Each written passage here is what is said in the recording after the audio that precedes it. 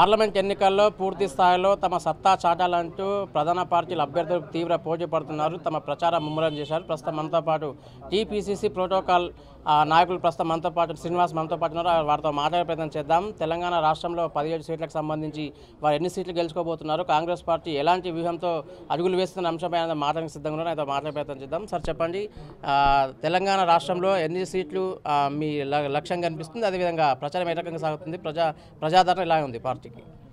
ప్రజా ఆదరణ చాలా బ్రహ్మాండంగా ఉంది. బ్రహ్మరథం పడుతారు పబ్లిక్ ఎక్కడ పోయినా కూడా. మా ముఖ్యమంత్రి వాళ్ళు ఆయన ఒక్కసారి మాటిస్తే మాట తప్పేటోళ్ళు కాదు. 14 సీట్లు అని చెప్పారు 17లో. 14 కంపల్సరీ వచ్చే పరిస్థితి ఉన్నది. ఇప్పుడు పబ్లిక్లో కూడా రెవల్యూషన్ ఉన్నది.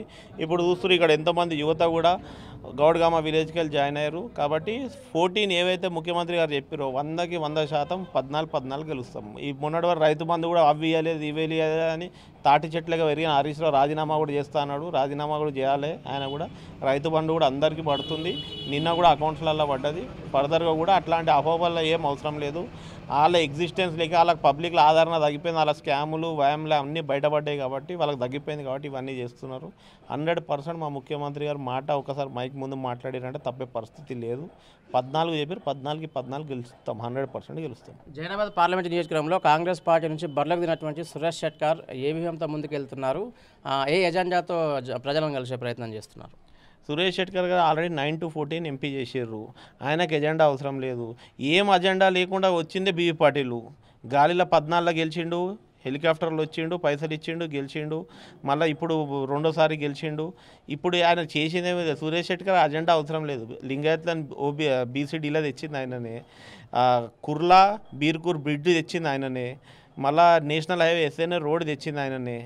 ఇవన్నీ అజెండాలోనే వస్తాయి ఆయన చేసిన దాంట్లో. ఈయన ఏం చేసింది చెప్పాలి. ఇప్పుడు ముందు కూడా చెప్తున్నారు 10 ఏళ్ళు ఉన్నాడు, గాడిద పనులు తోమిడా పార్లమెంట్లో. ఒకసారి ఓబీసీ లింగాయత్లను పెట్టడానికి కూడా చేత కాలేదు. కొన్ని పెట్టినట్టనే ఏమో ఆధారం ఉంటే చూపించాలి, అది చేయాలి. ఆయన చేసింది ఒక పని చెప్తే చాలు. ఆయన అజెండా ఏముంది? మాకు 4-5 పెద్ద పనులు చేసినాం. ఎట్లా అంటే ఇప్పుడు కాదు, ఇంకో 4-5 తరాలు జీవితాంతం గుర్తుండిపోయే పనులు చేసారు. అట్లా ఆయన ఒక పని చేయమని చెప్పారు. ఆయన ఒక్క పని చేసి జీవితాంతం గుర్తుండిపోయేటట్టు ఏంటంటే ఈడ కంకిలో 700 ఎకరాలు కబ్జా పెడదామని చూసిండు, అది కానియలేము. ఈడ కానిస్తలేరని చెప్పి వేరే దగ్గర కబ్జాలు పెట్టుకుంటే ఆయన ల్యాండ్ బ్యాంక్ మాత్రం బాగా పెంచుకున్నాడు. అది ఒక్కటి అజెండా పెట్టుకున్నాడు ఆయన. అంటే సురేష్ షెట్కార్ 2014 కంటే ముందు ఎంపీగా కొనసాగారు. ఏ అభివృద్ధి చేయకపోవడం కారణంగానే తనకు 2014 కావచ్చు 2019 పార్లమెంట్ ఎన్నికల్లో అశేష విజయం పొందింపజేసేందుకు ప్రజలు కూడా పూర్తిస్థాయిలో సిద్ధమయ్యారని చెప్పి ఆయన అభిప్రాయం వ్యక్తం చేస్తున్నారు. సేమ్ టైం అభివృద్ధి కూడా పూర్తిస్థాయిలో చేసినారని చెప్పుకొస్తున్నారు. వాస్తవం లేదా? ఎవరు బీవీ పాటిల్ గారా? అదే ఒక్క పని మీరు చెప్పండి. ఇప్పుడు మాకంటే ఎక్కువ మీరు మొత్తం పబ్లిక్లో తిరుగుతారు చేస్తారు. మీరు ఒక్క పని చెప్పండి, బీవీ పాటిల్ ఇది చేసిర్రు అని చెప్పి.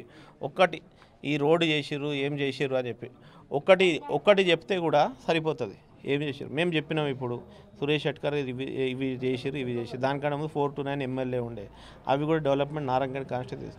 ఇప్పుడు ఈయన ఏం చేసిండు ఒక్క పని చెప్తే చాలు. మీరన్నా చెప్పండి.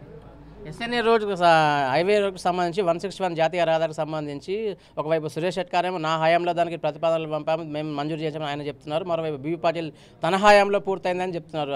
అసలు బేరీజ్ ఏంది అసలు ఇద్దరి మధ్య? ఆయనకి ఎస్ఎన్ఏ రోడ్డు ఉంది కదండి, ఎస్ఎన్ఏ రోడ్డు సంగారెడ్డి నాందేడ్ అకోలా కదా, అది ఖాళీ తెలుగులో రాయమని చెప్పండి చాలు.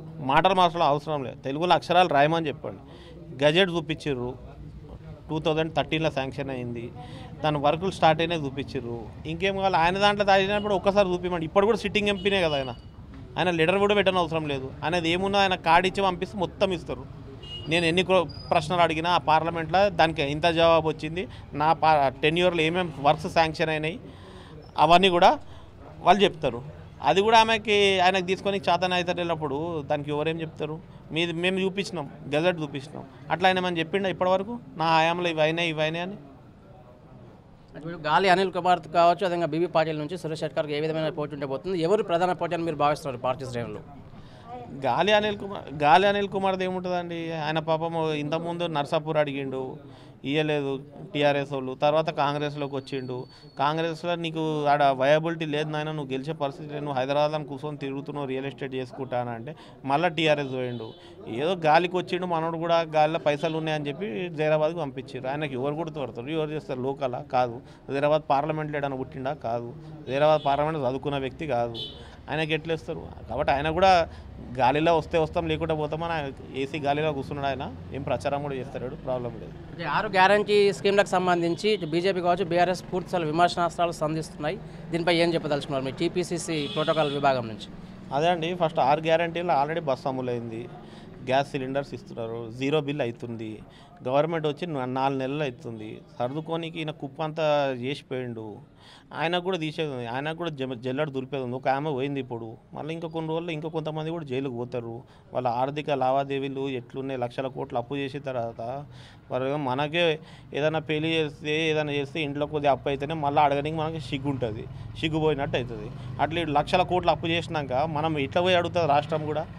కాబట్టి మాకు ఉన్న దాంట్లో కూడా ఆయన డైనమిక్ లీడర్ ఎమ్మెల్యే సీఎం గారు ఉన్నారు కాబట్టి చేసుకుంటూ వెళ్తున్నారు. ఇది నిన్న కూడా అన్నారు, నేను రాజీనామా చేస్తా అవి చేస్తా అని. రైతు బంధు వేయలేదు, వేసిర్రు. మళ్ళీ ఇప్పుడు రాజీనామా చేస్తాడు హరీష్ రావు గారు? చేయలేరు కదా. కాబట్టి 100% పబ్లిక్లా కాన్ఫిడెన్స్ ఉంది సీఎం గారి పైన, కాంగ్రెస్ పార్టీ పైన. 100% 14 సీట్లు గెలుస్తాం. అంటే ఈ రాజకీయ విపత్కర పరిస్థితులలో రాజకీయ మారుతున్నటువంటి పరిణామ క్రమంలో కాంగ్రెస్ పార్టీకి ప్రజలు ఎందుకు ఓటేయాలంటే ఏం చెప్తారు? కాంగ్రెస్ పార్టీ కరెక్ట్ అడుగు. కాంగ్రెస్ పార్టీకి ఎందుకు వేయాలి అంటే, కాంగ్రెస్ పార్టీలో 14 కేసీఆర్ గారికి ఇచ్చేటప్పుడు 60,000 కోట్లు ఉండే. దాన్ని ఇంకొక 2-3 సున్నాలు పెట్టి 6-7 లక్షల కోట్లు అప్పు చేసాడు. ఆ అప్పులు చేయొద్దు ఆయన, మరో శ్రీలంక లెక్క తయారైతే వీడి చేతిలో పెడితే, అందుకనే కాంగ్రెస్కి వేయాలని పబ్లిక్ డిసైడ్ అయ్యారు. శ్రీలంకలో అదే అయింది. అబ్నార్మల్ చేసాడు వాళ్ళనే. ఏ వస్తే అవి ఈయన అప్పు చేయి, కూతురికి ఈ స్కీములు పెట్టుకో, ఈ వైన్ షాపులు పెట్టుకో, అల్లుడికి ఇవి పెట్టుకో అనుడితోనే మన రాష్ట్రం దివాలా తీసింది తప్ప ప్రజలకు సంక్షేమ పథకాల గురించి కాలే. కాబట్టి కాంగ్రెస్ పార్టీకి అందుకనే నమ్ముతారు. కాబట్టి ఇన్ని సంవత్సరాలు నడిపించిన అప్పులు కాలేదు. వీడికి ఖాళీ 10 ఏళ్ళు ఇంత చేసిండు. ఇంకొక 5 ఏళ్ళు ఇస్తే మరో శ్రీలంక లెక్క అవుతుంది. మనుషులు కొట్టుకోవాలి, చచ్చిపోవాలి అనే కాడికి వస్తుంది. కాబట్టి అది పబ్లిక్ డిసైడర్. కాబట్టి అక్కడ కేసీఆర్ని బొందబెట్టి, ఇక్కడ మా భూపాల్ రెడ్డిని కూడా అందుకనే బొందబెట్టారు.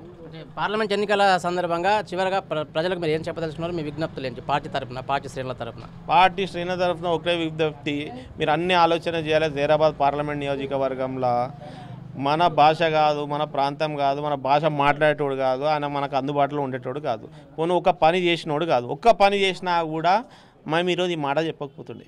మేము చేసిన పనులు 4-5 చాలా ఉన్నాయి, అవి చిరస్థాయి గుర్తుండిపోయేటట్టు ఉన్నాయి. అట్లా ఒక్క పని చేసినా కూడా మీరు ఆలోచన చేయండి.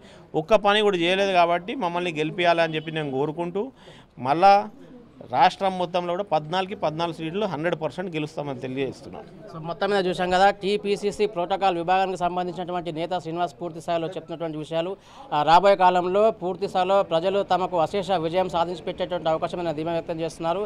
గతంలో పనిచేసిన సిట్టింగ్ ఎంపీపై పూర్తి స్థాయిలో విమర్శనాస్త్రాలు సంధిస్తున్నారు. డెవలప్మెంట్ విషయంలో పక్కన పెట్టి పూర్తి స్థాయిలో తమ నేతపై లేనిపోని ఆరోపణలు చేస్తూ కళ్ళబొల్లి మాటలతో ప్రజల్లోకి వెళ్తున్నటువంటి బీవీ పాటిల్కు ప్రజలే రాబోయే కాలంలో తగిన బుద్ధి చెప్తారని పూర్తి స్థాయిలో ఫైర్ అవుతున్నటువంటి పరిస్థితి. రాబోయే కాలంలో ఖచ్చితంగా పార్లమెంట్లో తన సత్తా చాటేందుకు కాంగ్రెస్ పార్టీ సంసిద్ధంగా ఉందని ఆయన ధీమా వ్యక్తం చేసినటువంటి పరిస్థితి మనం చూస్తున్నాం. కెమెరామెన్ సాయితో రాజు, సైరా మీడియా.